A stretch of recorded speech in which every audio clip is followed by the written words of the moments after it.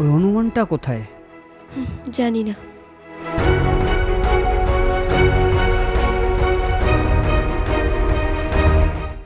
ওরা স্কুলে কি করতে যায় মা?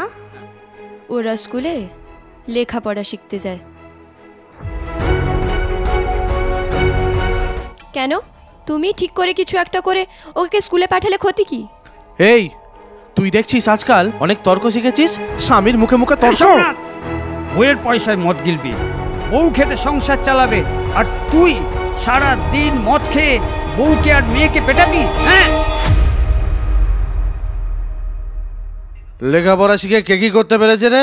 দে জল দে। তুমি তো এমনটা ছিলে না। এটা কি?